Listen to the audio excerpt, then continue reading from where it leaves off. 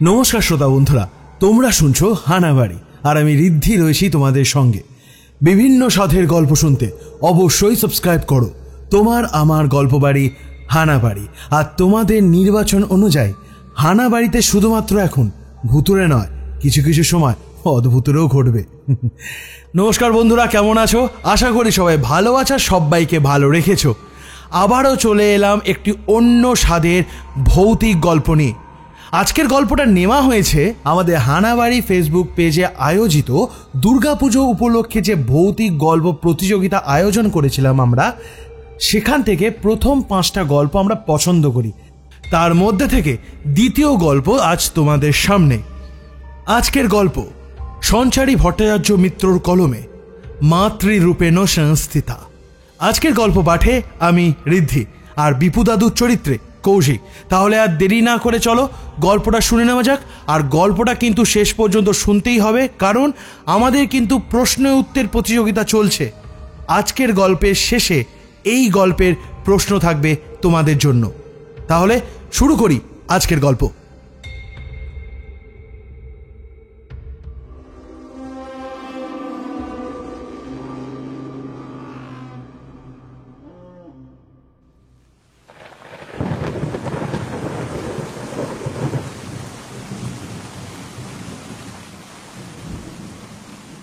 বাইরে ঝমঝম করে বৃষ্টি পড়ছে। সকাল থেকে মেঘের আড়ালে মুখ লুকিয়েছে সূর্যি মামা, তাই চারদিক অন্ধকারে ঢাকা। চণ্ডী মণ্ডপের মধ্যে একটা লণ্ঠন চলছে। সেই মিটমিটে আলোতে তন্ময় হয়ে মা দুর্গার চোখ আঁকছেন নিবারণ দাদু। আমরা ছানাপোনার দল চুপ করে বসে সেই অপূর্ব দৃশ্য দেখছি। মনের ভিতরে একটা অবাধ্য আনন্দ চড়ুই পাখির মতো তিরিং বিরিং করে নেচে বেড়াচ্ছে। আজ মহালয়া, আর 7 দিন পরেই পুজো। কই হে নিবারণ, কাজ কত দূর এগুলো? ভীষণ চেনা একটা গলা পেয়ে আমরা সবাই ফিরে তাকালাম। একখানা বাঁশের ছাতি মাথায় 8 চালা সিঁড়ি দিয়ে উঠে আসছেন আমাদের বিপু দাদু, মানে শ্রী বিপত্তারণ মুখুজ্জে। তাকে দেখেই আমরা সবাই হই হই করে উঠলাম। নিবারণ দাদুও তুলি নামিয়ে হাত জোর করে দাদুকে নমস্কার করলেন। হাসি মুখে বললেন, পেন্নাম হই কর্তা, এই তো হয়ে এলো প্রায়, আরো আগে হয়ে যেত, কিন্তু হয়তো ছাড়া বৃষ্টির জন্য বেকার বেকার দেরি হয়ে গেল। পুজোর মুখে কেমন ঝমঝম করে নিয়ে গেল বলুন দেখি। ছাতিটা দালানের কুটিতে হেলান দিয়ে রেখে আমাদের মাঝখানে এসে জমিয়ে বসলেন বিপু দাদু। আমাদের মধ্যে সব থেকে যে ছোট 5 বছরের বেলি, সে শটাঙ্গিয়ে দাদুর কোলে উঠে পড়ল। বেলির মাথায় হাত বুলিয়ে দিতে দিতে বিপু দাদু বললেন, অত চিন্তা করো না হে, মায়ের পুজো মা ঠিক সব দিক সামলে নেবেন। আর এবার তো মা নৌকোয় আসছেন, তাই বৃষ্টি তো একটু হবেই। হ্যাঁ, দাদুকে একখানা পেন্নাম ঠুকে নিবারণ দাদু আবার ঠাকুরের রং করার ব্যস্ত হয়ে পড়লেন। এইবার দাদু আমাদের দিকে ফিরে বললেন, কি গো দাদু ভাই, দিদি ভাইয়েরা, কেমন আছো সবাই? আমরা ভালো আছি দাদু, তুমি কেমন আছো? কখন এলে? আমরা সবাই সমস্বরে কল কল করে বলে উঠলাম। দাদু হেসে বললেন, ভালো আছি ভালো আছি, এলাম এই কাল রাত্রিরে। তোমাদের দাদুকে দেখা দিয়ে গেছিলাম, কিন্তু তোমরা তো তখন শুয়ে পড়েছো, তাই তো সকাল হতে না হতেই ছুটে এলাম। বাড়িতেই গেছিলাম, তা বড় বৌমা বললেন তোমরা সব নাকি চণ্ডী মণ্ডপে রয়েছো। ভালোই হলো, মায়ের মুখখানিও দেখতে পেলাম। আহ, কি সুন্দর লাগছে মাকে দেখতে। মা গো। কপালে জোর হাত ঠেকিয়ে প্রণাম করলো বিপু দাদু। আমি যেন স্পষ্ট দেখলাম তার চোখের কোণে জল টল টল করছে। বিপু দাদু আমাদের নিজের দাদু নয় ঠিকই, কিন্তু কখনো আমাদের তা মনেই হয়নি। ছোটবেলা থেকে আমাদের ভীষণ ভালোবাসেন তিনি। শ্রী বিপত্তারণ মুখুজ্জে হলেন আমাদের ঠাকুর দাদার খুড়তুতো ভাই। ঠাকুমার মুখে শুনেছি খুব ছোটবেলা থেকেই বিপু দাদু নাকি পুজো আচ্চা নিয়েই মেতে থাকতেন। তারপর হঠাৎ একদিন কাউকে কিছু না জানিয়ে তিনি বাড়ি ছেড়ে চলে যান। চারদিকে অনেক খোঁজাখুঁজি করা হয়েছিল বটে, কিন্তু তার কোনো খোঁজ পাওয়া যায়নি। শেষে সবাই ধরে নেয় যে মানুষটা হয়তো আর বেঁচেই নেই। প্রায় 15 বছর কেটে যাবার পর বিপু দাদুর কথা যখন সবাই একটু একটু করে ভুলতে বসেছে, তখনই একদিন সকালে তিনি হঠাৎ ফিরে এলেন। আমরা তখন খুব ছোট, তাই সব কথা ঠিক ভালো করে মনে নেই। শুধু এইটুকুনি মনে আছে, দাদুকে ফিরে পেয়ে বাড়ির সবাই খুব খুশি হয়েছিল। মনে আছে বিপু দাদুকে জড়িয়ে ধরে আমার দাদু হাউমাউ করে কান্না শুরু করেছিলেন।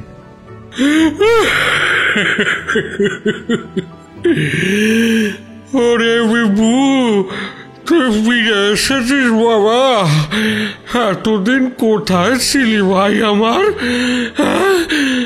কতদিন দেখিনি ভাই।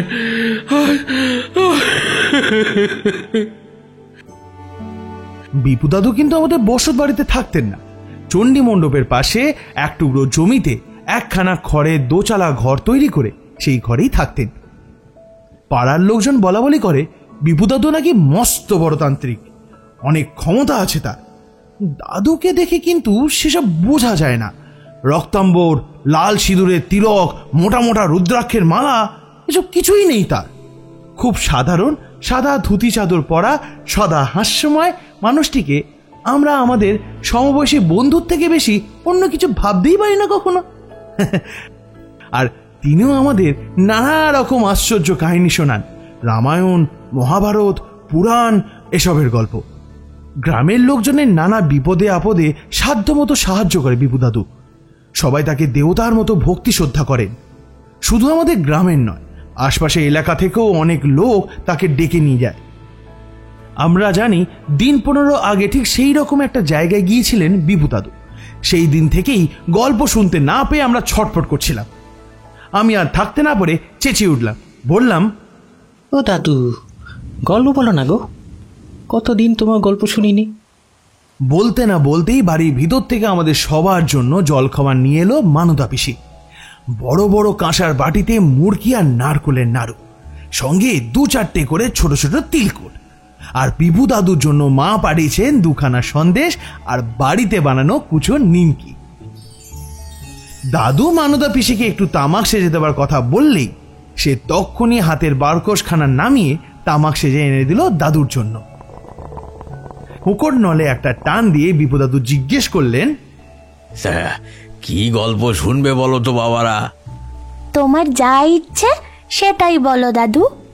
পাশ থেকে বলে উঠল আমার ছোট কাকার মেয়ে রানু। তার বলা শেষ হতে না হতেই পাশ থেকে চেল্লালো আমার ছোট ভাই খোকা। না না দাদু, তুমি মহিষাসুর বধের গল্পটাই শোনাও। শোনাও শোনাও, ওই গল্পটাই শোনাও।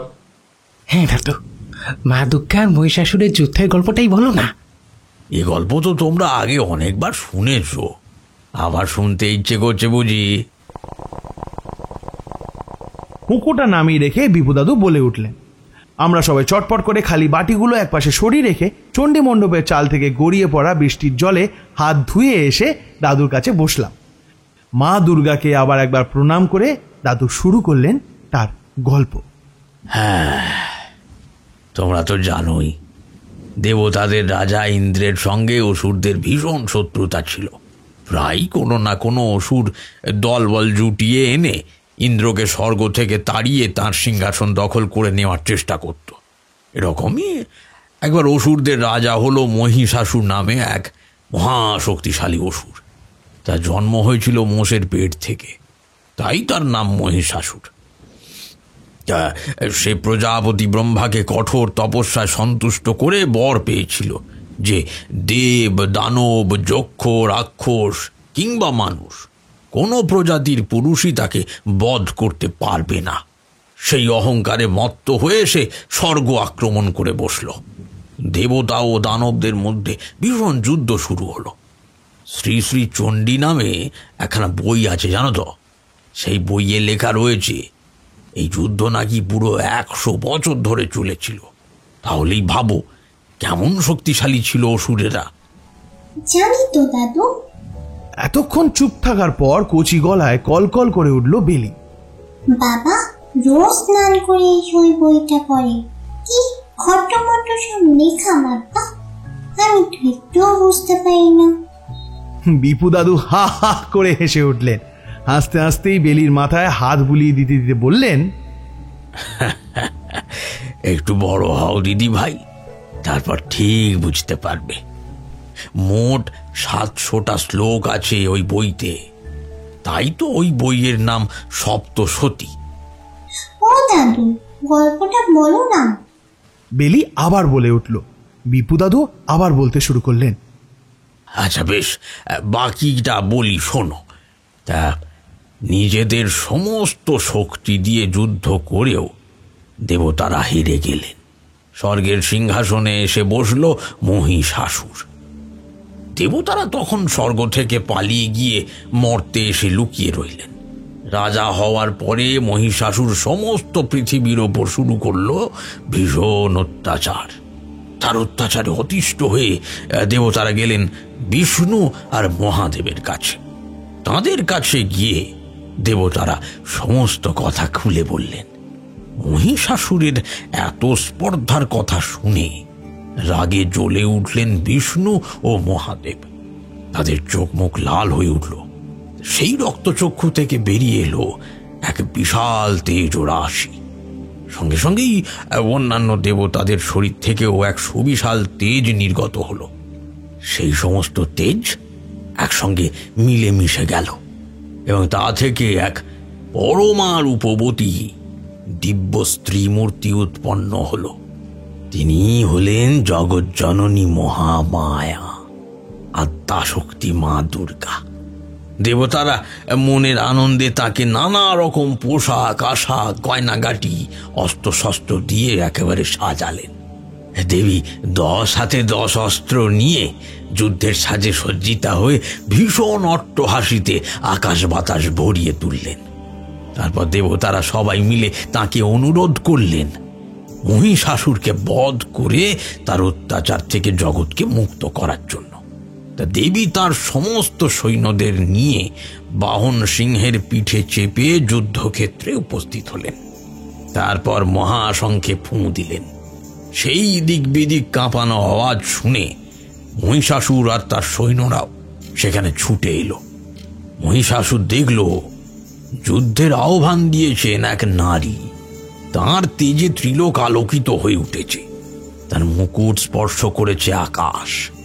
সেই নারীর পায়ের চাপে পৃথিবী কেঁপে উঠছে, আর তার ধনুকের টঙ্কারের শব্দে রসাতল পর্যন্ত আলোড়িত হচ্ছে। মহিষাসুরের ইঙ্গিতে তার সৈন্যেরা দেবীর সৈন্যদের সঙ্গে প্রবল যুদ্ধ করল। কিন্তু কিছুক্ষণের মধ্যেই দেবীর তেজে মহিষাসুরের সমস্ত সেনারা ধ্বংস হয়ে গেল। তাদেরকে প্রচণ্ড রেগে গিয়ে মহিষাসুর নিজেই দেবীর সঙ্গে যুদ্ধ শুরু করল। মহিষাসুর নানা রকম মায়া জানত। সেই মায়া বলে সে নিজের চেহারা পরিবর্তন করতে শুরু করলো। কখনো বুনো মোষ, কখনো সিংহ, আবার কখনো বা বিশাল এক হাতির রূপ ধরে সে ভয়ঙ্কর যুদ্ধ আরম্ভ করলো। কিন্তু তার সমস্ত কলা কৌশল দেবী ব্যর্থ করে দিলেন। বহুক্ষণ এইভাবে যুদ্ধ করবার পরে দেবী মহিষাসুরকে মাটিতে ফেলে ত্রিশূল দিয়ে তার বুকটা একেবারে ফুটো করে দিলেন। ব্যাস, চিৎকার করতে করতে মহিষাসুরের মৃত্যু হলো। দেবতারা আবার স্বর্গে ফিরে এলেন। ইন্দ্র আবার তার সিংহাসনে বসে রাজত্ব করতে লাগলেন। বিপদাদ থামলেন। বেলি আর খোকার আনন্দে হাততালি দিয়ে উঠল। আমি আর রানু হাসছিলাম। এমন সময় রানু হঠাৎ বলে উঠল, আচ্ছা দাদু, মহিষাসুর তো মারা গেল, এরপরে তো অন্যান্য অসুররাও ছিল, তাহলে কি অন্য অসুরদের বধ করতে মা দুর্গা আবার এসেছিলেন? এসেছিলেন বই কি দিদি ভাই, এসেছিলেন। এ তো গেল একটা অসুরের কথা। যুগে যুগান্তরে যত এরকম ভয়ানক অসুরের আবির্ভাব ঘটেছে তাদের ধ্বংস করতেও মা মহামায়া অনন্ত রূপ ধরে আবির্ভূতা হয়েছেন। যেমন ধরো শুম্ভ নিশুম্ভ, রক্তবীজ, চণ্ডমুণ্ড, এইসব অসুরদের বধ করেছিলেন দেবী চামুণ্ডা। ভণ্ডাসুরকে বধ করেছিলেন দেবী ললিতা। অরুণ নামে এক অসুরকে বধ করতে ভ্রমরের রূপ ধরে দেবী ভ্রামরী আবির্ভূতা হয়েছিলেন, বুঝলে? এরকম অসংখ্য কাহিনী আছে, কিছু কিছু তোমরা শুনেছ হয়তো, আরও অন্য অন্য গল্প বড় হলে তোমরা জানতে পারবে। আমি এতক্ষণ চুপচাপ দাদুর কথা শুনছিলাম। হঠাৎ আমার মাথায় একটা প্রশ্ন এলো। আমি বলে উঠলাম, আচ্ছা দাদু, এগুলো তো সব বহুদিন আগের কথা। এখন যদি এরকম কোনো অসুরের আবির্ভাব হয়, তাহলে কি তাকে মারতেও মা দুর্গা আসবে? আমরা তাকে দেখতে পাবো? আমার কথাটা শুনে বিপু দাদু একটু সময় চুপ করে রইল। তারপর আস্তে আস্তে বলে উঠলেন, নিশ্চয়ই আসবেন গো দাদু ভাই, তিনি যে আমাদের সকলের মা, ডাকার মতো ডাকতে পারলে তিনি অবশ্যই আসেন। আসলে কি জানো তো দাদু ভাই, মা আমাদের আশেপাশেই সব সময় থাকেন, আমরাই তাকে চিনতে পারি না। একটা কথা মনে রাখবে দাদু ভাই, হ্যাঁ, মানুষের মধ্যেই মা আছেন, তিনি যে কখন কার রূপ ধরে আমাদের সামনে আসেন আমরা জানতে পারি না। তাই তো একটা কথা মনে রাখতে হয়, মানুষকে ভালোবাসাই হলো মাকে ভালোবাসা, বুঝলে? তুমি কখনো তাকে দেখেছো দাদু? হ্যাঁ, এরকম ঘটনা দেখেছো যেখানে অসুর নিধন করছে মা নিজে? যা তো মানদা, ছেলে মেয়েগুলোকে ডেকে আন। হতচ্ছাড়াগুলো সেই কখন থেকে চণ্ডী মণ্ডপে গিয়ে বসে আছে। বলি এতখানি বেলা হলো, চান খাওয়া করতে হবে তো নাকি? আমাদের মুখগুলো শুকিয়ে গেল। ঠাকুমা ভয়ানক রাগী, কথা না শুনলে আমাদের কপালে দুঃখ আছে। বিপু দাদুও ঠাকুমার কথা শুনতে পেয়েছেন। তিনি বলে উঠলেন, যা, ওই তোমাদের ডাক পড়ে গিয়েছে, যাও যাও যাও, স্নান করে খাওয়া দাওয়া সেরে নাও, ওকে যাও। সন্ধেবেলায় আবার গল্প বলবো খন, কেমন? যাও, এখন যা। আর একটুখানি বলো না গো দাদু, তারপরই চলে যাব। আমি কাতর গলায় বলে উঠলাম। বাকিরাও সমস্বরে বলে উঠল, বলো না গো দাদু, বেশি সময় লাগবে না। মানদা পিসিকে বলো না, একটু পরে যাচ্ছি। তুমি বললে ঠাকুমা আর কিচ্ছু বলবে না। এর মধ্যেই মানদা পিসি একধারে এসে দাঁড়িয়েছিল। আমাদের কথা শুনে বিপু দাদু তার দিকে তাকিয়ে ইশারা করল। মানদা পিসি আর কিছু না বলেই চলে গেল। বিপু দাদু একটু হেসে উঠল, বলল, আচ্ছা বেশ, শুধু এইটুকু শুনে রাখো, আজকালকার দিনে অসুর মানে শুধু দৈত্য বা রাক্ষস নয়, মানুষের মধ্যেই এখন অসুর থাকে। যে ব্যক্তির মধ্যে দয়া, মায়া, মমতা এসব নেই, যে মানুষকে ভালোবাসতে জানে না, নারীদের সম্মান করে না, সেই তো আসল অসুর। আর সেই অসুরদের বধ করতে সব সময় মা দুর্গা কোনো না কোনো রূপে আবির্ভূতা হন। অনেকদিন আগে ঠিক এমনই একটা ঘটনা আমি দেখেছিলাম। প্রত্যক্ষভাবে না হলেও পরোক্ষভাবে মা এসেছিলেন অসুর নিধন করতে। বলবো সে কথা তোমাদের, কিন্তু এবার যাও, না হলে বউঠান কিন্তু বড্ড বকা দেবেন তোমাদের, কেমন? যাও যাও, এখন চান করে এসো, যাও। আর কিছুই করার নেই, এবার উঠতেই হবে। ভীষণ অনিচ্ছা সহকারে সবাই উঠে পড়লাম। নিবারণ দাদুর কাজও প্রায় শেষ, তিনিও এবার বাড়ি যাবেন। মা দুর্গাকে একবার জোড়হাত করে প্রণাম করে আমরাও বাড়ি চলে এলাম।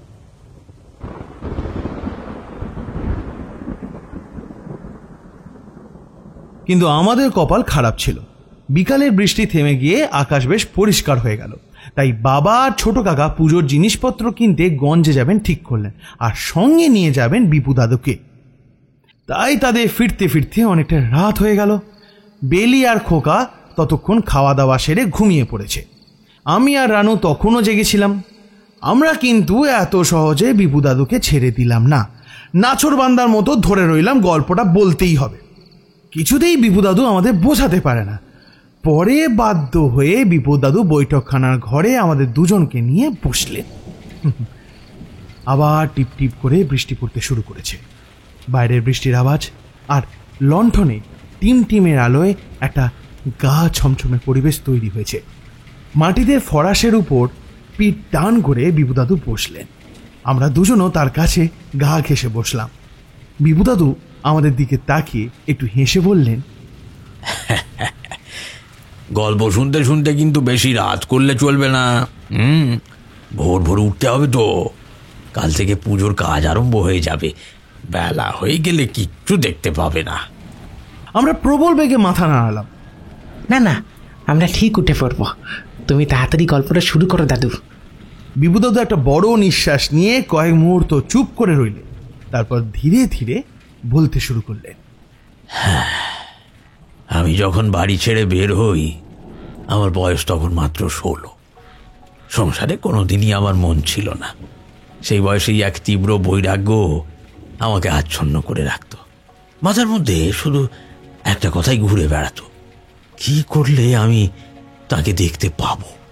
আমি এ কথাও জানতাম, আমি যে পথে পা বাড়াতে চলেছি একা একা সে পথে চলা যায় না।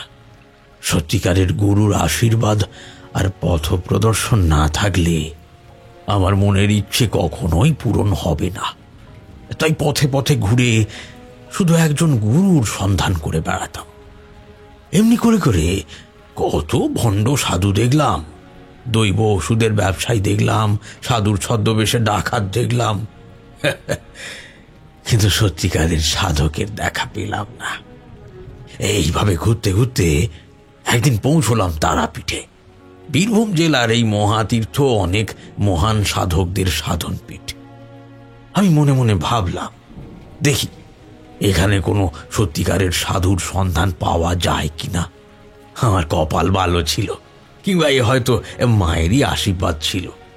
2-3 দিন ধরে শ্মশানে ঘুরে বেড়াতে বেড়াতে হঠাৎই এক ব্যক্তির সঙ্গে দেখা হয়ে গেল আমার উদ্দেশ্য শুনে তিনি বললেন, তুমি মাকে দেখতে চাও? বেশ, আমি তোমাকে সাধন পদ্ধতি শেখাবো। বসো, ঠিকভাবে বসো। শুদ্ধ মনে সাধনা করলে তুমি কিছু শক্তি লাভ করবে, কিন্তু যদি শক্তির মোহে পড়ে যাও তবে কিন্তু মাকে আর পাবে না। কথাটা মনে রেখো। সেই সাধকই আমাকে এই তান্ত্রিক মতে দীক্ষা দিলেন। আমার তন্ত্রবিদ্যা শিক্ষার হাতে খড়ি হলো। তার কাছে প্রায় 3 বছর ছিলাম আমি। সেই সময় অনেক আশ্চর্য অভিজ্ঞতা হয়েছে। সেসব কথা না হয় পরে কখনো বলবো। আমার শিক্ষা সম্পূর্ণ হলে গুরুদেব আমায় বললেন, বাবা, আমার যা যা শেখানোর ছিল তোমাকে সবই শিখিয়েছি। তুমি এবার কামরূপ কামাখ্যার উদ্দেশ্যে যাত্রা শুরু করো। সেখানে তুমি তন্ত্রের আরও গুহ্যবিদ্যা শিখতে পারবে। তবে মনে রেখো, যে ক্ষমতা তুমি অর্জন করেছ তাকে সর্বদা মানুষের উপকারের কাজেই ব্যবহার করো। যদি কারোর ক্ষতি করার উদ্দেশ্যে এই ক্ষমতা ব্যবহার করো অথবা ভেলকি দেখিয়ে পয়সা রোজগার করবার চেষ্টা করো, তবে কিন্তু বিপদে পড়বে বাবা। কথাটা মাথায় থাকে যেন। গুরুদেবের কথা আজ পর্যন্ত আমি বেদ বাক্য জ্ঞানে পালন করি। তোমরা বোধ হয় বিরক্ত হচ্ছ, তাই না? এখন আর এসব কথা বলবো না। গল্পের আগে তো একটু ভূমিকা থাকে, সেটুকুই বলে নিলাম আর কি। না না দাদু, আমাদের খুব ভালো লাগছে শুনতে, তুমি বলে যাও। রানু বলে উঠল। আমিও মাথা নেড়ে সম্মতি দিলাম। বিপুদাদু একটু হেসে আবার বলতে শুরু করলেন। তারাপীঠ থেকে আমি রওনা দিলাম আসামের কামরূপ কামাখ্যার উদ্দেশ্যে। সে দীর্ঘ পথ, হেঁটে যাওয়া ছাড়া কোনো উপায় নেই। সারাদিন হাঁটছি, সন্ধে নামলে কোনো গৃহস্থ বাড়ি অথবা কোনো মুদির দোকানে আশ্রয় নিচ্ছি। এমনই একদিন সারাদিন ধরে হেঁটে ভীষণ ক্লান্ত হয়ে পড়েছি। সূর্য প্রায় ডুবে গিয়েছে। এমন সময় একটা বেশ বড় গ্রামে এসে উপস্থিত হলাম। কয়েকজন রাখাল গরু নিয়ে বাড়ি ফিরছিল। তাদের জিজ্ঞেস করে জানতে পারলাম গ্রামের নাম দেবীপুর। কোথায় আশ্রয় নেওয়া যাবে তা জিজ্ঞেস করতে ওরা বলল চৌধুরী বাড়ি চলে যেতে। পথ ওরাই দেখিয়ে দিল। আরো মিনিট 10 চলার পরে একটা বেশ বড় 3 তলা বাড়ি দেখতে পেলাম। বিশাল লোহার দরজার সামনে একটা ঘোড়ার গাড়ি আর তার গাড়োয়ান দাঁড়িয়েছিল। তাকে জিজ্ঞাসা করতেই বুঝলাম এটাই চৌধুরী বাড়ি। সেই আমাকে ভিতর বাড়িতে নিয়ে গেল। বাড়ির ভিতরে পা দিয়ে আমার কেমন একটা যেন অদ্ভুত অনুভূতি হলো।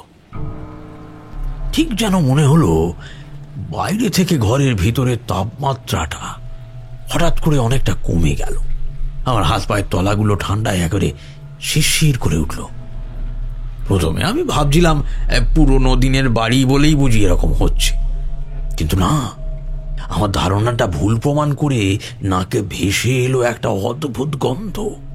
কটু ঝাঁঝালো সেই গন্ধটা পেতেই আমি বুঝতে পারলাম এখানে কিছু একটা গোলমেলে ব্যাপার আছে। তারাপীঠের সাধু বাবা আমাকে স্থান লক্ষণ বিচার করতে শিখিয়েছিলেন। সেই ক্ষমতা বলেই আমি বুঝতে পারলাম এই বাড়িতে কোনো একটা অমঙ্গলের ব্যাপার ঘটেছে। বৈঠকখানায় ঢুকে আমি দেখলাম একজন সৌম্যদর্শন ভদ্রলোক আরাম কেদারায় বসে বসে তামাক খাচ্ছেন। তার সাজগোজ বা পোশাক দেখলে বেশ মনে হয় তিনি অভিজাত। আমি আন্দাজ করলাম যে এই ব্যক্তি বাড়ির কর্তা। আমাকে দেখেই তিনি উঠে দাঁড়ালেন, হাত জোড় করে বললেন, আসুন আসুন আসুন, কে আপনি, কি দরকার? আমিও হাত জোড় করে বললাম, আমি একজন পথিক। আজ রাতটা যদি আপনার বাড়িতে আশ্রয় পাওয়া যায় তাহলে। আপনারা? ব্রাহ্মণ। আমার নাম বিপত্তারুণ মুখুজ্জে, বাড়ি বাঁকুড়া জেলায়। আমার পরিচয় শুনেই তিনি শশব ব্যস্ত হয়ে বললেন, আরে নিশ্চয় নিশ্চয় নিশ্চয়, আগে একটু হাত মুখ ধুয়ে ঠান্ডা হয়নি। ওরে কে আছিস, ঠাকুর মশাই হাত মুখ ধোয়ার ব্যবস্থা কর। কিছুক্ষণ পরে হাত মুখ ধুয়ে ফলাহার সেরে বৈঠকখানায় এসে বসলাম। একজন চাকর এসে হুঁকোয় তামাক সেজে দিয়ে গেল। তামাক টানতে টানতে চৌধুরী মশাই বললেন, নমস্কার, আমি দেবনারায়ণ চৌধুরী। ঠিক জমিদার নই, আমি ব্যবসা করি। তবে গ্রামের লোকরা আমাদের বাড়িটাকে জমিদার বাড়ি বলেই মনে করে। আপনি আমাদের বাড়ি অতিথি হয়েছেন বলে খুব খুশি হয়েছি। সামনেই তো পুজো, খুব অসুবিধা না হলে সেই কটা দিন একটু দয়া করে থেকে যাবেন না হয়? সময়টা আশ্বিন মাস। সেবার আশ্বিন মাসের শুরুতেই পুজো ছিল। বাড়িতে ঢোকার সময় খেয়াল করেছিলাম চৌধুরী বাড়ির লাগোয়া বিশাল দুর্গা দালানে কুমোর প্রতিমা গড়ছে। সেদিন ছিল কৃষ্ণা ত্রয়োদশী, তার দুদিন পরেই অমাবস্যা, দেবী পক্ষের সূচনা হবে। চৌধুরী মশাই কথায় কথায় তাদের বাড়ির দুর্গোৎসব নিয়ে অনেক কথা শোনাচ্ছিলেন। আমি মন দিয়ে শুনছিলাম সেসব কথা, বেশ ভালোই লাগছিল কথাগুলো শুনতে। হঠাৎ অন্দরমহল থেকে চিৎকার চেঁচামেচির কান্নাকাটির শব্দ শুনে আমরা চমকে উঠলাম। চৌধুরী মশাই তাড়াতাড়ি ছুটে গেলেন ভেতর দিকে, আমিও গেলাম তার পেছন পেছন। ভেতরে গিয়ে দেখলাম গোটা রান্নাঘর একেবারে ধোঁয়ায় ভর্তি, আর একটা পোড়া গন্ধে একেবারে দম বন্ধ হয়ে যাচ্ছে। একজন অল্প বয়সী বউ বসে বসে কাঁদছে, আর কয়েকজন গিন্নিবান্নি মহিলা কপাল চাপড়াতে চাপড়াতে চিৎকার করছে। চৌধুরী মশাই ব্যগ্র হয়ে প্রশ্ন করলেন, আরে আরে কি হয়েছে কি? তোমরা ওরকম চিৎকার করছো কেন? কিছু পুড়ে গেল নাকি? এই দেখো কি অনর্থ হয়েছে। পুজোর জন্য নারকেল নাড়ু বানানো হচ্ছিল, কড়াইয়ে চাপানোর সঙ্গে সঙ্গে সমস্ত পাক কেমন যেন পুড়ে ঝামা হয়ে গিয়েছে। কি অলক্ষণে ব্যাপার বলো তো। চিৎকার করে উঠলেন বয়সে সব থেকে বড় মহিলাটি। আমি আন্দাজ করলাম উনি হয়তো এ বাড়ির গিন্নি, চৌধুরী মশাইয়ের স্ত্রী। তারপরেই স্বামীর পাশে আমাকে দেখে তাড়াতাড়ি মাথায় ঘোমটা টানলেন তিনি। চৌধুরী মশাই তা দেখে বললেন, ইনি হচ্ছেন মুখুজ্জে মশাই, আজ আমাদের বাড়িতে অতিথি হয়ে এসেছেন। ঠাকুরমশাই, ইনি আমার স্ত্রী কুমোদিনী, আর এ আমার মেয়ে গিরিবালা, আর উনি হচ্ছেন আমার পুত্রবধূ নিরুপমা। এই বলে তিনি গিন্নি মায়ের উদ্দেশ্যে বললেন, আচ্ছা শোনো, ঠিক আছে ঠিক আছে, সব সাফ করে ফেলো। কাল আমি গঞ্জ থেকে আবার নারকেল আনিয়ে দেবো, তখন নতুন করে আবার নাড়ু করবে, কেমন? মুখুজ্জে মশাই আসুন, আপনি আসুন আসুন আসুন। আমি ওনার পিছন পিছন অন্দরমহল থেকে বেরিয়ে গেলাম। বৈঠকখানায় ফিরে এসে চৌধুরী মশাই বিষণ্ণ গলায় বলে উঠলেন, আর বলবেন না ঠাকুরমশাই, কি যে শুরু হয়েছে গত বছর দুর্গাপুজোর থেকে, কিছুই বুঝে উঠতে পারছি না। কিছু না কিছু গন্ডগোল হয়েই যাচ্ছে। পুরোহিত দেখে সত্যায়ন পর্যন্ত করলাম, কিন্তু তাতেও কোনো কিছু সুরাহা হলো না। কি যে করি। হ্যাঁ, যেদিন থেকে বড় মামা আত্মহত্যা করলো তারপর থেকেই অশান্তি শুরু হলো। আমার বেশ কৌতূহল হচ্ছিল। আমি বললাম, যদি আপনার আপত্তি না থাকে সমস্ত ঘটনাটা একটু খুলে বলতে পারবেন? না না, আপত্তির কি আছে, শুনুন তবে। আরামকে তারায় হেলান দিয়ে বসলেন চৌধুরী মশাই। গত বছর দুর্গাপুজোর কিছুদিন আগে আমার ছেলের বউ স্বর্ণলতা জলে ডুবে অস্বাভাবিক মৃত্যু হয়। আমার স্ত্রী ও মেয়ের কথা অনুযায়ী তার নাকি মানসিক অসুস্থতা ছিল। সেই কারণেই একদিন পুকুর থেকে জল আনতে গিয়ে ঝোঁকের মাথায় সে নাকি জলে পড়ে যায়। সাঁতার জানতো সে, কিন্তু কি করে যে ডুবে যায় তা আমিও জানি না। আর এই ঘটনার পর থেকে কিছু অদ্ভুত কাণ্ড ঘটতে শুরু করে আমাদের বাড়িতে। আমার মনে আছে গত বছরও ঠিক এইভাবে পুজোর জন্য তৈরি করা সমস্ত নাড়ু মিষ্টি সব পুড়ে গিয়েছিল। প্রতিমার গায়ের মাটি খসে খসে পড়ছিল, কিছুতেই প্রতিমা তৈরি করা যাচ্ছিল না। আমাদের প্রায় 100-1.5 বছরের পুরনো পুজো, কখনো পুজোয় কোনো রকম বাধা আসেনি। কিন্তু গত বছরে প্রথমবার পুজোর বলিদানের পাঁঠা দুটো চোট হল। এইরকম আরো অনেক ঘটনা রয়েছে জানেন তো। শুধু দুর্গা পুজো নয়, লক্ষ্মী পুজো কিংবা কালী পুজোতেও নানা বাধা পড়ছে। এই বছরেও এরকম নানা রকম ঘটনা ঘটছে। মায়ের পরনের যে বেনারসি শাড়িখানা থাকে সেটা বের করেছিলাম রোদে দেব বলে, কিন্তু সিন্দুক থেকে বের করতেই দেখা গেল গোটা শাড়িটা পোকায় কেটে শেষ করে দিয়েছে। অথচ এমন হওয়ার কথা নয়। ভালো করে নিম পাতা শুকনো লঙ্কা দিয়ে সিন্দুকে রাখা হয়েছিল। বহু বছরের পুরনো শাড়ি, কখনো কিচ্ছু হয়নি। তারপর ধরুন পুজোর জন্য যে পাঁঠা কিনে আনা হয়েছিল সেগুলো হঠাৎ নিজেদের মধ্যে মারামারি করে শিং ভাঙলে। খুতো ছাগল তার বলি দেওয়া যায় না, তাই আবার নতুন করে গঞ্জের লোক পাঠিয়েছি পাঁঠা খুঁজে আনার জন্য। আর গিন্নির কথা মতোই ভাদ্র মাসে পূর্ণিমার শান্তি সত্যনেরও ব্যবস্থা করেছিলাম। কিন্তু এখন তো দেখছি তাতেও কিচ্ছু হলো না। কি যে করব কিছুই বুঝে উঠতে পারছি না ঠাকুর মশাই। আমি কি এমন অন্যায় করলাম যে মা আমাকে ত্যাগ করলেন? বলতে বলতে চৌধুরী মশাইয়ের গলা কান্নায় একেবারে বুঝে এলো। আমি চুপ করে রইলাম। চৌধুরী মশাই নিজেকে একটু সামলে নেওয়ার পরে আমি জিজ্ঞেস করলাম, তবে কি নিরুপমা? আপনি ঠিকই ধরেছেন। আমার মুখের কথা কেড়ে নিয়ে তিনি বললেন, নিরুপমা আমার ছেলে সূর্যনারায়ণের দ্বিতীয় পক্ষের স্ত্রী। স্বর্ণলতার মৃত্যুর পরেই কুমুদিনী সূর্যের আবার বিয়ে দেওয়ার জন্য উঠে পড়ে লাগে। গত বছর মাঘ মাসে নিরুপমার বিয়ে হয়েছে। বড় ভালো লক্ষ্মীমন্ত বৌমা আমার।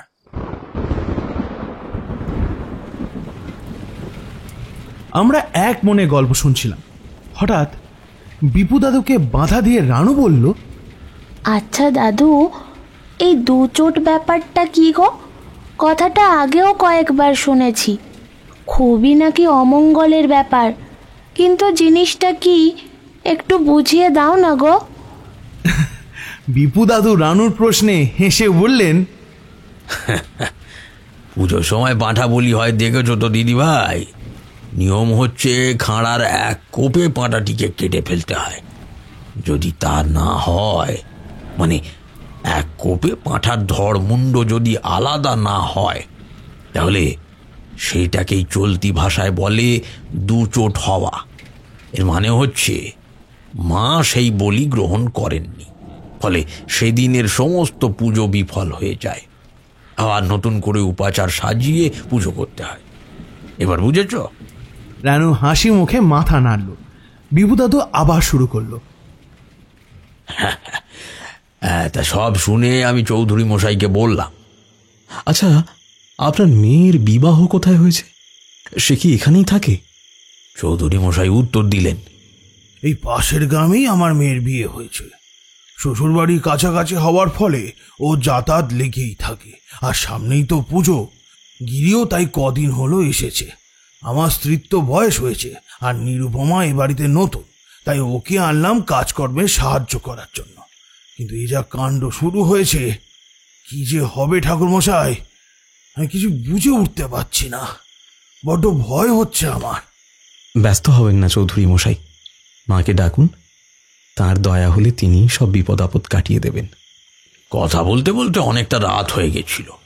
ভিতর বাড়ি থেকে খাবার ডাক এলো।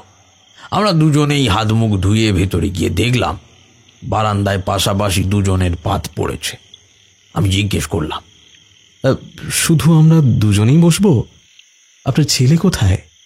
সূর্য তো বাড়িতে নেই, ব্যবসার কাছে একটু বাইরে গিয়েছে, চলে আসবে পুজোর আগে।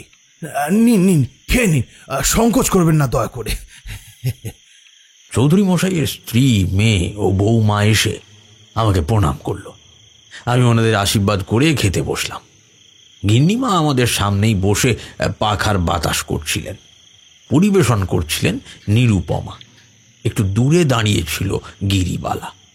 বাতাস করতে করতে গিন্নিমা আমাকে উদ্দেশ্য করে বলে উঠলেন, ঠাকুর মশাই, আপনি নিশ্চয়ই কর্তার কাছে সবটা শুনেছেন। একটু দেখুন না, যদি কিছু করা যায়। ছেলে মেয়ে নিয়ে ঘর করি, মঙ্গল অমঙ্গলের বড্ড ভয় আমার। আমার বিশ্বাস ওই ডাইনির নজর এখনো আমাদের পিছু ছাড়েনি। কি বললেন? ডাইনির নজর? কি ডাইনি? আমি একটু অবাক হয়ে জিজ্ঞেস করলাম। গিন্নিমা কিছু বলার আগেই পিছন থেকে গিরিবালা মুখ বাঁকিয়ে বলে উঠল, কে আবার? ওই বড় বউ? ও ডাইনি না তো কি শুনি? হ্যাঁ, বর সন্ধ্যেতে কোন মেয়ে মানুষ চুল খুলে ঘুরে বেড়ায়? হ্যাঁ, রাত বিরেতে সুর করে কাঁদে, বিড়বিড় করে কি সব অলুক্ষণে মন্ত্র বলতে থাকে। মরে গিয়েও ওই ডাইনি আমাদের পিছু ছাড়বে না। খেতে বসে এইসব কথাবার্তা শুনে চৌধুরী মশাই একটু বিরক্তই হলেন। বুড়ো কুঁচকে বলে উঠলেন, আহ গিরি, এখন এসব কথা থাক। উনি অনেকখানি পথ হেঁটে এসেছেন, ওনাকে শান্তিতে খেতে দাও। কাল সকালে এসব কথা বলোখন, কেমন? আমার খাওয়া প্রায় শেষ হয়ে এসেছিল। গিন্নিমায়ের আদেশে নিরুপমা আমার পাতে আর এক হাতা পায়েস ঢেলে দিল। তখনই আমার নজর পড়ল তার ডান হাতের কবজিতে বেশ কিছুটা অংশ কালো মতন হয়ে আছে। মনে হলো যেন কালশিটের দাগ। আমার একটু অবাক লাগলেও আমি কোনো কথা বললাম না। রাতে বাড়ির ভেতরেই একটা ঘরে আমার শোয়ার ব্যবস্থা হলো। সারাদিন হেঁটে ভীষণ পরিশ্রম হয়েছিল, কিন্তু বিছানায় শুয়েও কিছুতেই ঘুম আসছিল না। কেমন যেন একটা অস্বস্তি হচ্ছিল আমার। ঘরের জানলাগুলো খোলাই ছিল, তবুও ঘরের ভেতরে দম চাপা একটা পরিবেশ তৈরি হয়েছিল। নিঃশ্বাস নিতেও যেন কষ্ট হচ্ছিল আমার।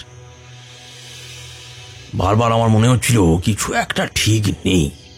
আমি যা যা জেনেছি সেগুলো সব সত্যি নয়। আমি আর শুয়ে থাকতে পারলাম না, কিছু একটা করতেই হবে আমাকে।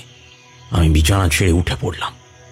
আমার পুটলি থেকে একখানা কাঁচা কাপড় আর গঙ্গা জলের শিশি বের করলাম। কাপড় ছেড়ে গায়ে মাথায় গঙ্গা জল ছিটিয়ে ঘরের মাঝখানে আসন করে বসলাম। আমার গুরুদেব আমাকে মনোদর্পণ নামে একটি প্রক্রিয়া শিখিয়েছিলেন। এই প্রক্রিয়ায় সিদ্ধি লাভ করলে সাধকের জগতের কোনো কথাই আর অজানা থাকে না। আমি গাত্রবন্ধন ও আসন শুদ্ধি করে 1000 বার বীজ মন্ত্র জপ করলাম। তারপর দু চোখ বন্ধ করে একটি নির্দিষ্ট মন্ত্র জপ করতে করতে আকুল হয়ে মাকে ডাকতে লাগলাম। বেশ কিছুক্ষণ সময় পরে আমার চোখের সামনে আয়নার মতন কিছু দৃশ্য ভেসে উঠল। আমি শ্বাসরুদ্ধ হয়ে দেখলাম সেসব। যা দেখলাম তাতে আমার গায়ের লোম একেবারে খাড়া হয়ে যেতে লাগলো।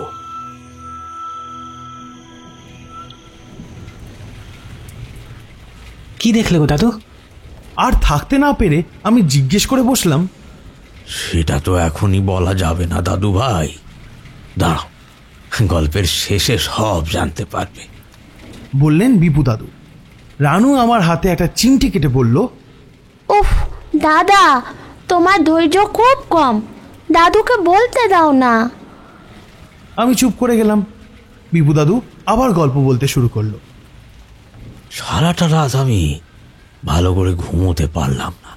বিছানার এই পাশ ওপাশ করে অথবা ছেঁড়া ছেঁড়া ঘুমের মধ্যেই উল্টোপাল্টা অদ্ভুত সব স্বপ্ন দেখতে লাগলাম। তার মধ্যে কিছুক্ষণ আগে যে দৃশ্য দেখেছি তার ফলে মাথার মধ্যে সমস্তটা গোলমাল পাকিয়ে গিয়েছে। আসল ঘটনা যে কি তা তো আমি জেনে ফেলেছি, কিন্তু আমার হাতে তো কোনো প্রমাণ নেই। প্রমাণ ছাড়া কোনো কথা বললে কেউই তো আমাকে বিশ্বাস করবে না। কি করবো এখন আমি ক্রমাগত মাকে ডাকতে লাগলাম, বলতে লাগলাম, মা গো, পথ দেখাও মা। তুমি যে কেন এত রুষ্ট হয়েছো তা আমি বুঝতে পেরেছি। আমি কথা দিচ্ছি মা, এর একটা বিহিত আমি করবই, কিন্তু একটু সাহায্য করো মা। বলে দাও কোন পথে গেলে আমি সাফল্য পাবো। এইভাবেই কেটে গেল গোটা একটা রাত। ভোর হতে না হতেই আমি বিছানা ছেড়ে উঠে পড়লাম। জানলা দিয়ে বাইরে তাকিয়ে দেখলাম তখনও আলো ফোটেনি। দু একটা তারা আকাশে চিকমিক করছে। পাখিরাও সবেই ঘুম থেকে উঠে গলা সাধা শুরু করেছে। সারা রাত না ঘুমিয়ে মাথাটা ভীষণ ভারী হয়েছিল। আমি মনে মনে ভাবলাম হয়তো ভালো করে স্নান করে নিলে সমস্ত গ্লানি কেটে যাবে। এই ভেবে একখানা গামছা হাতে নিয়ে আমি ঘর থেকে বেরিয়ে এলাম। তখনও বাড়ির কারুরই ঘুম ভাঙেনি, এমনকি এই চাকর বাকরগুলোকেও দেখতে পাচ্ছি না কোথাও। আমার একটু আশ্চর্যই লাগলো, এরকম তো হওয়ার কথা নয়। বাড়ির লোকেদের না হয় সকালে উঠে কাজকর্ম শুরু করার তাড়া নেই, তাই বলে কি কাজের লোকেদেরও এতক্ষণ ঘুমানোর কথা? কি জানি, এ বাড়ির হয়তো এটাই রীতি। কিন্তু এখন আমি যাই কোথায়? এ বাড়ির কোথায় কি আছে কিছুই তো জানি না। পুকুর ঘাট কোন দিকে তাও চিনি না। একটু তেল পেলে ভালো হতো, তাই বা পাই কোথায়? উঠোনে নেমে এসে এদিক ওদিক তাকাচ্ছি আর মনে মনে সব ভাবছি। হঠাৎ পেছন থেকে একটা ভারী মিষ্টি কচি গলা ভেসে এলো। বাবা ঠাকুর, স্নান করবে বুঝি? চমকে উঠে পিছন ফিরে দেখি একটু দূরে একটা শিউলি গাছের নিচে দাঁড়িয়ে আছে একটা বাচ্চা মেয়ে। কত আর বয়স হবে, ওই 7-8 বছর হবে খুব জোর হলে। একটা ডুরের শাড়ি গাছ কোমর করে পড়েছে, নাকে একখানি নোলক আর পায়ে দুখানি মল ছাড়া আর কোনো গয়না নেই। কোঁকড়া কোঁকড়া চুলগুলো ছড়িয়ে আছে পিঠে। বড় বড় চোখগুলোয় খেলা করে বেড়াচ্ছে রাজ্যের দুষ্টুমি। দেখেই বোঝা যায় এই মেয়ে খুব দস্যি। আমি হেসে উঠে বললাম, তুমি কে গো খুকি? এত ভোরে উঠে পড়েছো যে বড়? মেয়েটি ফিক করে হেসে ফেলে বলল, আমি এ বাড়িতেই থাকি গো। কাল তো ভোর সন্ধেবেলা এসেছো, তাই আমাকে দেখতে পাওনি। আর ঘুমের কথা কি বলছো? আমার বুঝি ঘুমোবার জো আছে? আমি না দেখলে এই সংসারের একটা কাজও ঠিক মতন হয় নাকি? সবগুলো তো অকম্মের ঢেকে। তাই তো সারাক্ষণ আমাকে সবার ওপর নজর রাখতে হয়, বুঝলে? আমি হা হা করে হেসে ফেললাম। এতটুকু মেয়ের মুখে ওরকম পাকা পাকা কথা শুনতে কি ভালোই না লাগে। মেয়েটাকে দেখে মনে হচ্ছে ওর মা বাবা হয়তো এ বাড়িতেই কাজ করে। ভারী মিষ্টি তো মেয়েটা। আমি কয়েক পা এগিয়ে গিয়ে মেয়েটার সামনে গিয়ে দাঁড়ালাম। তখনই একটা মিষ্টি অথচ তীব্র গন্ধ এসে আমার নাকে লাগলো। আশেপাশে তাকিয়ে দেখলাম মাটিতে ঘাসের ফাঁকে ফাঁকে একেবারে বিছিয়ে পড়ে আছে রাশি রাশি শিউলি ফুল। সুগন্ধে ভরে আছে চারপাশটা। আমার মনটা যেন কেমন একটা পবিত্রতায় ভরে উঠল। আমি মেয়েটাকে জিজ্ঞেস করলাম, কি নাম গো তোমার? আমার অনেকগুলো নাম আছে গো, তুমি না হয় আমাকে উমা বলেই ডেকো। আবার সেরকমই ফিক করে হেসে উঠল মেয়েটা। তারপর আবার বলল, আরে তুমি কি দাঁড়িয়েই থাকবে না স্নান করতে যাবে? এসো, তোমাকে পুকুর ঘাটে নিয়ে যাই, চলো আমার সাথে। আমি উমার পিছন পিছনে যেতে লাগলাম। সে খিড়কি দরজা খুলে বাড়ির পিছন দিকে বেশ কিছু ওই ঝোপঝাড় পেরিয়ে একটা ছোট্ট ডোবার কাছে আমাকে নিয়ে গেল। ডোবাটার চেহারা দেখে বোঝাই যায় যে সেটা কোনো গৃহস্থালী কাজের জন্য ব্যবহার করা হয় না। তাহলে মেয়েটা আমাকে এখানে নিয়ে এলো কেন? সেই কথাটাই আমি উমাকে জিজ্ঞাসা করলাম। উমা সে কথার কোনো জবাব না দিয়ে একটা তেলের শিশি আমার হাতে দিয়ে বলল, নাও ভালো করে তেল মেখে নাও, খুব সাবধান, জলে কিন্তু খালুস আছে, ভালো করে তেল না মাখলে ভীষণ কুটকুট করবে কিন্তু। আমি আরো আশ্চর্য হয়ে গেলাম। উমা জেনে শুনে আমাকে এরকম একটা পুকুরে স্নান করতে বলছে কেন? কিন্তু মেয়েটার কথা বলার মধ্যে এমন একটা ব্যাপার আছে যে আমি চেয়েও তার কথার প্রতিবাদ করতে পারছি না। আরো একটা ব্যাপার, উমার হাতে তেলের শিশিটা এলো কোথা থেকে? তার দুটো হাতে তো কিছুই ছিল না এতক্ষণ। তাহলে আমি চুপ করে দাঁড়িয়ে আছি দেখে উমা আবার আমাকে ডাকলো। কি গো, কি হলো তোমার? তাড়াতাড়ি করো, বাড়ির লোকজন সবাই উঠে পড়লে কিন্তু মুশকিল হবে। ওর কথার মাথা মুন্ডু আমি কিছুই বুঝতে পারছিলাম না। লোকজন উঠে পড়লে আবার কি মুশকিলটা হবে? স্নানই তো করছি, চুরি ডাকাতি তো আর করছি না। যাই হোক, আর কথা না বাড়িয়ে ভালো করে গায়ে হাতে পায়ে তেল মেখে নিলাম। তারপর খুব সাবধানে জলে নামতে যাব, উমা আবার চেঁচিয়ে উঠল, ওখানে না, ওখানে না, ওই যে ওই দিক দিয়ে জলে নামো দেখি। আমাকে হাঁ করে তাকিয়ে থাকতে দেখে সে দুহাত কোমরে রেখে পাখা গিন্নির মতো ভঙ্গি করে বলল, আরে ভয় পেও না গো, আমি আছি তো। আর আর একটা কথা, জলের নিচটা একটু টাহুর করে দেখবে তো, যদি কিছু খুঁজে পাও। উমার কথাবার্তা আমার কিছুই মাথায় ঢুকলো না। এই পচা পুকুরের জলে আবার কি খুঁজতে বললো কে জানে। আমি আর কোনো কথা না বাড়িয়ে খুব সাবধানেই পা টিপে টিপে সেই আঘাটা দিয়েই জলে নামলাম। আশেপাশে পাথরগুলো শ্যাওলায় পিছল হয়ে আছে, জলের নিচটা একেবারে পাঁকে ভর্তি। কোনো রকমে উপরের পানাগুলো হাত দিয়ে ঠেলে সরিয়ে আমি জলে ডুব দিলাম। দেখি জলের নিচে কি খুঁজতে বলল উমা। প্রথমে কিছুই বুঝতে পারলাম না। ঘোলা জলের নিচটা বেশ অন্ধকার, আমার দমও ফুরিয়ে আসছিল। উপরে উঠে দম নিয়ে আবার আমি জলে ডুব দিলাম। এবারে যেন একটু পরিষ্কার দেখতে পাচ্ছিলাম। ভালো করে একটু আশেপাশে খুঁজতেই দেখতে পেলাম একটুখানি দূরে কি যেন একটা চকচক করছে। সাঁতার কেটে আমি সেই জায়গায় গিয়ে দেখলাম একটা বেশ বড় পাথরের গায়ে কিছু একটা আটকে আছে। সেটাই সূর্যের আলো লেগে একবার ঝিলিক দিয়ে উঠছে। দু একবার টানাটানি করেও সেটাকে ছাড়াতে না পেরে আমি পাথরটাকেই টেনে তোলার চেষ্টা করতে লাগলাম। পাঁকের ভেতরে পাথরটা পুরো গেঁথে গিয়েছিল। বেশ কিছুটা সময় লাগলো সেটাকে ওপরে তুলতে। তা টেনে টুনে পাথরটাকে ওপরে তুলে জল দিয়ে সেটাকে ভালো করে পরিষ্কার করলাম। ওমা, এই যে একটা শিল, সঙ্গে খানিকটা দড়িও জড়ানো রয়েছে দেখতে পাচ্ছি। সেই দড়িতে আটকে আছে একটা তাবিজের মতন জিনিস। আমি জলের ধার থেকে কয়েকটা আমরুল পাতা তুলে আনলাম, তা দিয়ে ভালো করে ঘষে ঘষে জিনিসটা পরিষ্কার করলাম। আরে একটা সোনার ইষ্ট কবচ দেখছি যে। হ্যাঁ, এগুলো এভাবে জলের তলায় এলো কি করে? হঠাৎই আমার কানে ভেসে এলো উমার গলা। বলেছিলাম না জলের নিচে কিছু না কিছু পাওয়া যাবে। কেমন, এবার পেলে তো? চমকে উঠে আমি চারিদিকে তাকালাম। কই, মেয়েটা তো নেই। তারপরে গলা পেলাম যে ওর। একবার গলা তুলে ডাকলাম, উমা, উমা, তুমি কোথায় গেলে?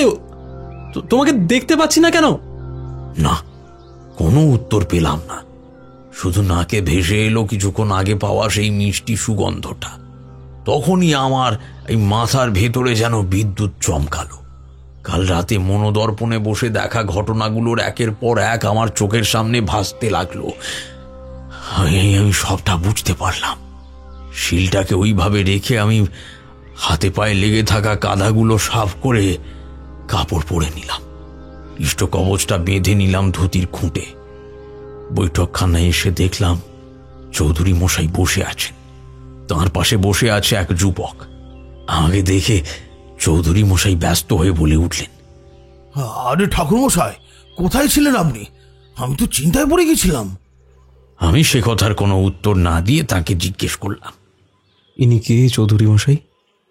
ঠাকুরমশাই, এটি আমার ছেলে সূর্যনারায়ণ। একটু আগেই ও এসেছে। আগে ভাগে কাজ শেষ হয়ে গেছে, তাই আর সময় নষ্ট না করে ফিরে এসেছে। ওকে আপনার কথাই বলছিলাম এতক্ষণ। চৌধুরী মশাই বললেন। আমি কাপড়ের গিঁট খুলে কবচটা বের করে সূর্যনারায়ণের হাতে দিয়ে বললাম, দেখুন তো এটা চিনতে পারছেন কিনা। বার দুই কবচটা উল্টে পাল্টে দেখে সূর্যনারায়ণের মুখটা কেমন যেন ফ্যাকাশে হয়ে গেল। সে একটু চেঁচিয়েই বলে উঠল, আরে এ তো স্বর্ণইষ্ট কবচ। ও গলায় সবসময় এটা পড়ে থাকতো। মারা যাবার পর কিন্তু এটা আর পাওয়াও যায়নি। এতদিন পর আপনি এটা কোত্থেকে পেলেন ঠাকুরমশাই? আচ্ছা একটা কথা বলুন তো, স্বর্ণলতার দেহ আপনারা কোন পুকুর থেকে পেয়েছিলেন? দেহ উদ্ধারই বা কে করেছিল? আমাদের খিড়কি দরজার কাছে যে ছোট পুকুরটা আছে, ওখানে বড় বৌমার দেহ পাওয়া গিয়েছিল। আর দেহ উদ্ধার যে ঠিক কে করেছিল তা বলতে পারবো না ঠাকুরমশাই, কারণ খবর পেয়ে আমরা যখন সেখানে পৌঁছেছিলাম তার আগেই পুকুর থেকে মৃতদেহ তোলা হয়ে গিয়েছিল। সেই পরিস্থিতিতে আর ওসব কথা জিজ্ঞেস করার মতন অবস্থা ছিল না। পরেও এই নিয়ে কেউ আর কোনো কথাও তোলেনি। কিন্তু এসব কেন জিজ্ঞেস করছেন বলুন তো ঠাকুরমশাই? হ্যাঁ, চৌধুরী মশাই একটুও না ভেবেই উত্তরটা দিলেন। যেটুকু বুঝতে বাকি ছিল সেটুকুও আমার বোঝা হয়ে গেল।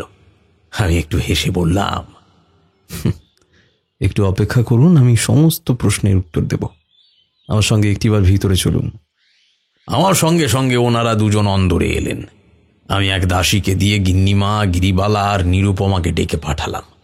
গিন্নিমারা এলে আমি সূর্যনারায়ণের হাত থেকে কবচটা নিয়ে গিন্নিমার হাতে দিয়ে বললাম, গিন্নিমা এটা চিনতে পারেন? সঙ্গে সঙ্গে গিন্নিমার মুখখানা ছাইয়ের মতন বিবর্ণ হয়ে গেল।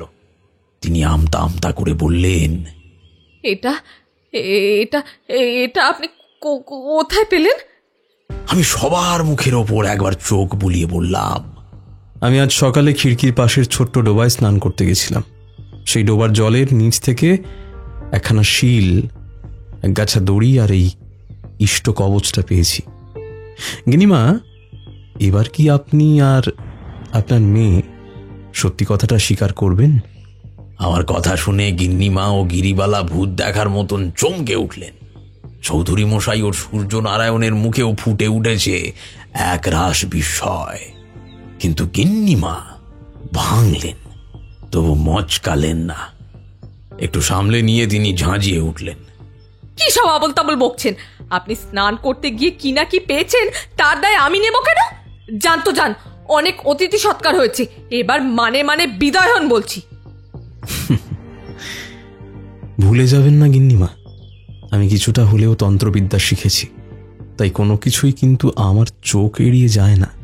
বেশ, আপনি যখন বলতে চাইছেন না তখন আমি বলি। আমি চৌধুরী মশাইয়ের দিকে ফিরে বলতে লাগলাম, শুনুন চৌধুরী মশাই, আপনার বড় পুত্রবধূ স্বর্ণলতা আত্মহত্যা করেনি, তাকে নৃশংসভাবে হত্যা করা হয়েছিল। আর এই কাজে জড়িত ছিলেন আপনার স্ত্রী কুমুদিনী ও আপনার মেয়ে গিরিবালা। মাথায় বাজ পড়লেও বোধ হয় সবাই এতটা চমকে উঠতেন না। আমি কিন্তু থামলাম না, বলতে লাগলাম, স্বর্ণলতার গায়ের রং শ্যামলা ছিল, আর ও গরিব ঘর থেকে এসেছিল বলে গিন্নিমা ও গিরিবালা তাকে মোটেই পছন্দ করতেন না। কিন্তু যেহেতু চৌধুরী মশাই নিজে পছন্দ করে নিয়ে তাকে বউ করে নিয়ে এসেছিলেন, তাই সরাসরি তাকে বিদেয় করে দেওয়ার কথাও তারা বলতে পারছিলেন না। ফলে তারা দুজনে মিলে যুক্তি করে রটিয়ে দেন যে স্বর্ণলতা মানসিকভাবে অসুস্থ। তারপর একদিন সময় সুযোগ বুঝে একজন দাসী ওর একজন চাকরের সাহায্যে তার গলায় শিল বেঁধে খিড়কির পাশের পুকুরে ফেলে দেন। এক তো ওদিকটায় কেউ চট করে যায় না, আর দাসী চাকরদের তো বলাই ছিল মুখ খুললে কিন্তু তার ফল ভালো হবে না। ফলে তারাও চুপ করেছিল। স্বর্ণলতার দেহ থেকে প্রাণ বেরিয়ে গেলে দড়ি কেটে তার নিথর শরীরটা ওপরে তুলে আনা হয়। শিলটা আর কেউ তুলে আনার প্রয়োজন বোধ করেনি, তাই ওটা জলের তলাতেই থেকে যায়।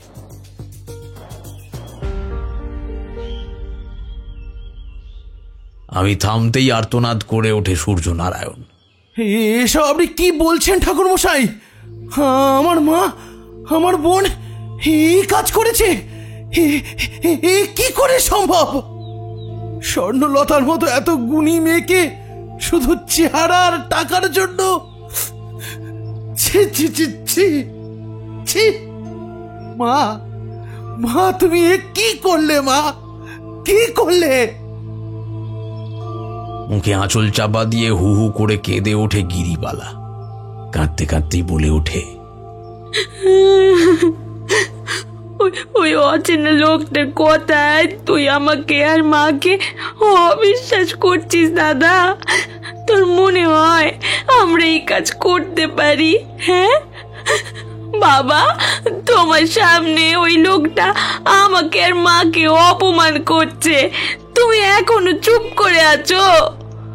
চৌধুরী মশাই কিছু একটা বলতে যাচ্ছিলেন, কিন্তু তাকে থামিয়ে দিয়ে আমি বলে উঠলাম, ভেবেছিলাম আপনারা সত্যিটা স্বীকার করবেন, কিন্তু তা যখন আপনারা করছেন না, তখন বাধ্য হয়েই আমাকে আমার বিদ্যা প্রয়োগ করতে হবে। মা নিরুপমা, একটা থালায় করে কিছুটা গঙ্গা জল এনে দাও তো। আমার কথা শুনে নিরুপমা একটা থালায় করে গঙ্গা জল এনে মেঝেতে নামালো। আমি পূর্ব মুখে বসে মন্ত্র জপ করতে করতে ডান হাতের কড়ি আঙুল দিয়ে জলের ওপরে আঁকতে লাগলাম একটা বিশেষ নকশা। কয়েক মুহূর্তের মধ্যেই স্বচ্ছ জলের ওপরে ফুটে উঠল একটি দৃশ্যপট। সেইখানেতে উপস্থিত সবাই বাক্যহারা হয়ে দেখতে লাগলেন সেই দৃশ্য। গতকাল রাতে মনোদর্পণে আমি যে ঘটনা দেখেছিলাম, সেই একইভাবে স্বর্ণলতার মৃত্যু দৃশ্য ফুটে উঠতে লাগলো জলের গায়ে। দৃশ্যগুলো যেমন নিজে থেকে ফুটে উঠছিল, তেমনি একটু পরে নিজে থেকেই সবটা মিলিয়ে গেল। আমি বলে উঠলাম, এর নাম জলদর্পণ। এর মাধ্যমে তন্ত্রসিদ্ধ সাধক ইচ্ছানুযায়ী ভূত ভবিষ্যৎ সব দেখতে পারেন। সাধারণত এমনভাবে অন্য লোকের উপস্থিতিতে এই ক্রিয়া করা যায় না, কিন্তু আজ আমি করতে বাধ্য হলাম। আরও প্রমাণ দরকার আছে কি? বেশ, তাহলে আপনাদের দাসী মতির মা আর বিশু চাকরকে একটু ডেকে পাঠান তো। সূর্যনারায়ণের ইঙ্গিতে নিরুপমা ছুটে গিয়ে ওদের ডেকে আনলো। এবারে আর বেশি ঝামেলা করার দরকার হলো না। চৌধুরী মশাই 2-3 বার কড়া ধমক দিতেই ওরা গল গল করে বলে দিল যে গিন্নিমা আর দিদিমণি মিলেই বড় বৌরানীকে মেরে ফেলার মতলব করেছিলেন। মতির মা আর বিশু শুধু আদেশ পালন করেছিল। গিন্নিমা তাদেরকে শাসিয়ে রেখেছিলেন যে কর্তামশাই অথবা দাদাবাবু যদি এ কথা জানতে পারেন, তবে তাদের দুজনকেই এ বাড়ি থেকে দূর করে দেওয়া হবে। কাজ হারানোর ভয়ে ওরা কেউ কিচ্ছুটি বলেনি। ওদের দুজনের কথা শেষ হলে পরে আমি বলে উঠলাম, শুধু এটুকুই নয় চৌধুরী মশাই, শুধু এটুকুই নয়, সূর্যনারায়ণের দ্বিতীয় স্ত্রী নিরুপমার উপরেও আপনার স্ত্রী ও মেয়ে অকথ্য অত্যাচার করে চলেছিল। ওর হাতে কালশিটের দাগ আপনারা সবাই চাইলে দেখতে পারেন। নিরুপমা ভয়ে স্বামীকে কিছু বলতে পারেনি। হয়তো হয়তো কদিন পরে তারও স্বর্ণলতার মতোই অবস্থা হতো। আর একটা কথা শুনে রাখুন চৌধুরী মশাই, এই পাপের কারণেই আপনার কুলদেবী আপনার উপর রুষ্ট হয়েছেন। এইসব অঘটন তারই ইঙ্গিত। আপনি যদি এই অন্যায়ের প্রতিকার না করেন, তিনি চিরতরে আপনাকে ত্যাগ করবেন। গিন্নিমা ও গিরিবালা এবারে হাউ হাউ করে কেঁদে উঠে চৌধুরী মশাইয়ের পায়ে পড়ে বারবার মাপ চাইতে লাগলেন। চৌধুরী মশাই এক ঝটকায় পা ছাড়িয়ে নিয়ে চিৎকার করে উঠলেন, তোমাদের লজ্জা করে না? শেষে তোমরা মানুষ খুন করলে, হ্যাঁ? ছি ছি ছি ছি ছি! আমার ভাবতে ঘৃণা হচ্ছে। তোমাদের মাথা মুড়িয়ে ঘোল ঢেলে এই গ্রাম থেকে দূর করে দিলে তোমাদের উচিত শিক্ষা হতো, কিন্তু তাতে এই চৌধুরী বাড়ির সম্মান কমবে বই বাড়বে না। শোনো গিরি, সামনে পুজো আসছে। পুজো শেষ হলেই তুই তোর শ্বশুর বাড়ি চলে যাবি, আর কোনোদিন এই বাড়িতে পা রাখবি না। আর কুমোদিনী, তোমাকে নিজের স্ত্রী বলে পরিচয় দিতে আমার লজ্জা করছে। শুনে রেখো, আজ থেকে তোমার সঙ্গে আমার কোনো সম্পর্ক রইল না। তার পরের দিন মহালয়া, পিতৃপুরুষের উদ্দেশ্যে তর্পণ করার দিন। আমি সমস্ত নিয়ম মেনে স্বর্ণলতার উদ্দেশ্যে জল দান করলাম। মনে মনে মায়ের কাছে তার আত্মার শান্তির জন্য প্রার্থনা করলাম। সে বছর পুজোটা আমার দেবীপুরের চৌধুরী বাড়িতেই কেটেছিল। মায়ের কৃপায় আর কোনো রকম অঘটন ঘটেনি।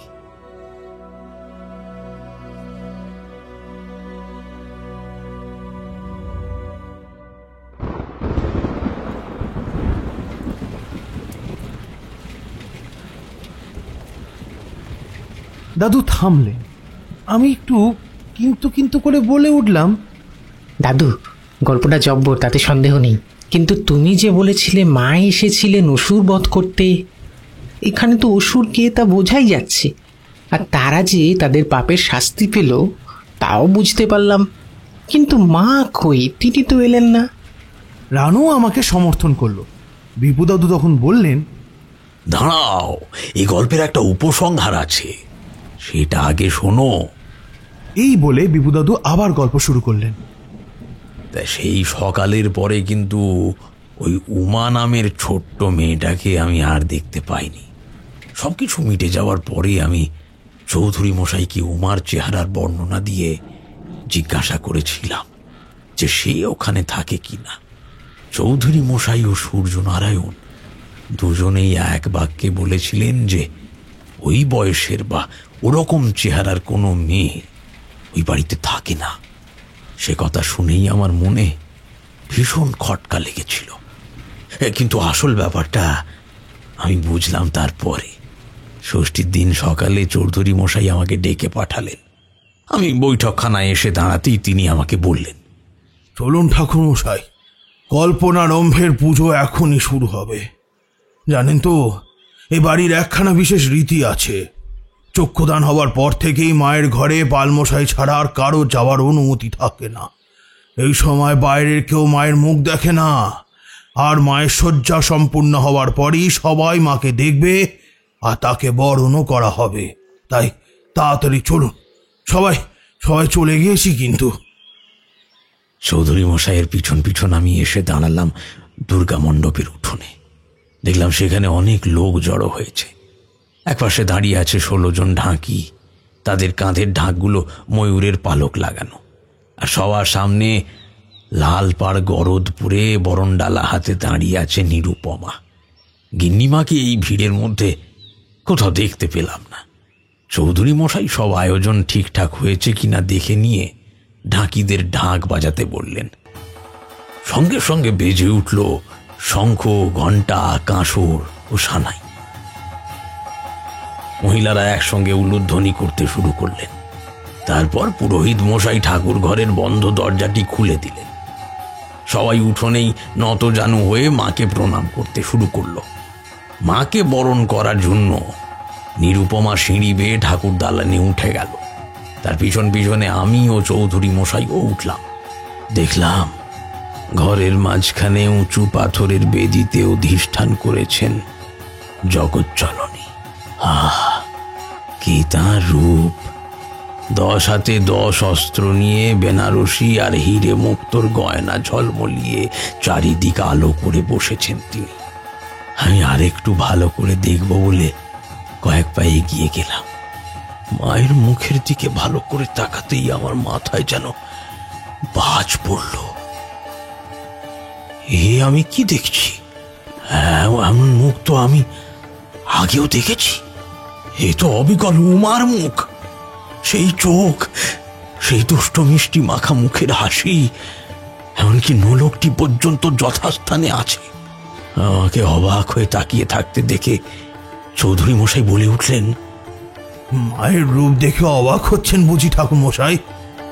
এ বাড়িতে মা কন্যা রূপে পূজিত হন, তাই তো মায়ের মুখ তৈরি হয় 8 বছরের বালিকার আদলে, আর নথের জায়গায় মাকে নোলক পরানো হয়।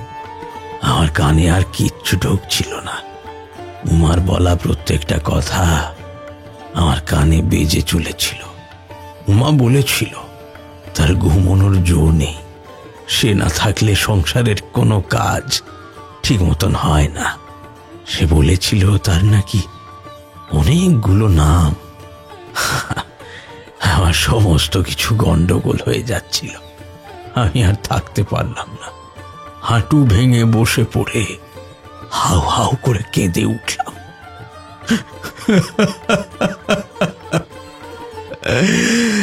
মা গো, মা।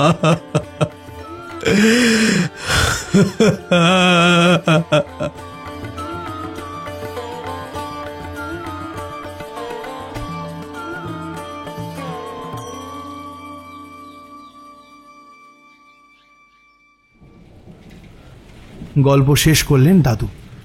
আমরা দুজন যেন মন্ত্রমুগ্ধ হয়ে গিয়েছিলাম। কোনো কথাই মুখে ফুটে উঠছিল না।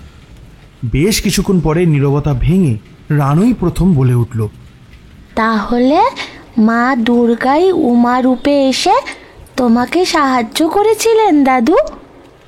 অন্যায় সহ্য করতে না পেরে মা নিজেই এসেছিলেন। রানুর মাথায় হাত বুলিয়ে বিপুদাদু বললেন, হ্যাঁ গো দিদি ভাই, তিনি যে মা, সন্তানের উপর অত্যাচার হলে তিনি কি চুপ করে থাকতে পারেন? আমরা চুপ করে বসে রইলাম। বাইরে আবার অঝোর ধারায় বৃষ্টি শুরু হয়েছে। সেই আওয়াজের সঙ্গে সঙ্গে ভেসে আসছে বিপুদাদুর গলা। বুকের কাছে দুটো হাত জোড়া করে উদ্দাত কণ্ঠে মন্ত্র উচ্চারণ করছেন তিনি। ইয়া দেবী সর্বভূতেষু মাতৃরূপেণ সংস্থিতা, নমস্তস্मै নমস্তস্मै নমস্তস্मै নমো নমঃ।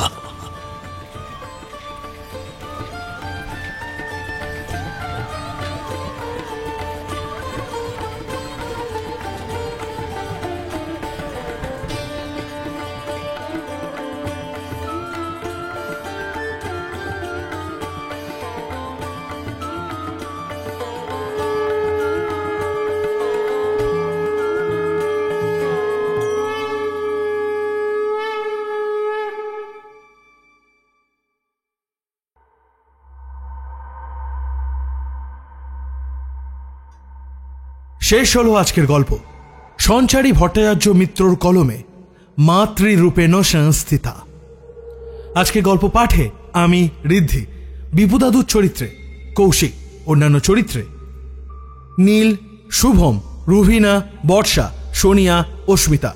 স্ক্রিপ্টিং সুচেতা, বিশেষ সহযোগিতায় দিশানি। এই সুন্দর প্রচ্ছদটা করেছে দীপ জিএফএক্স। আবহ, শব্দগ্রহণ ও ভিডিওগ্রাফিক্স হানাবাড়ি প্রোডাকশন। শব্দ সংযোজন রিম্পা। পরিবেশনা ও পরিচালনায় টিম হানাবাড়ি। এবার আসি এই গল্পের আজকের প্রশ্নে। বিপুদাদু জলের তলায় কি কি জিনিস পেয়েছিলেন?